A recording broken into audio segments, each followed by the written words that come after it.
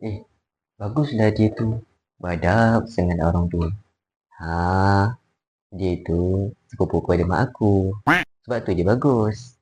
Ha, keturunan kami ni memang baik-baik belaka. What? Oh, sepupu mak kau ye? Eh, tengok ni. Si Faris dapat anugerah bekerja cemerlang. Oh, tengok ni. Mana? Ah, biasalah tu. Ayah dia kawan lama ayah aku. Waktu dulu kami berdua bagi semangat kat dia. Sebab tu dapat anugerah yang macam gitu. Ha, engkau ke yang bagi semangat? Yelah, secara tak langsung lah. Macam ni.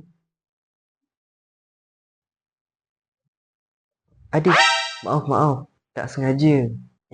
Tak apa, tak apa. Amar ni jenis yang pemaaf sebenarnya.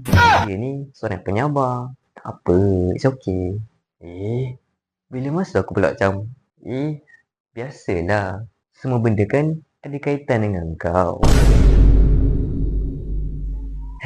Kau ni kan, kadang-kadang bukan semua benda kita boleh claim. Kalau dia orang buat baik, kata biarlah.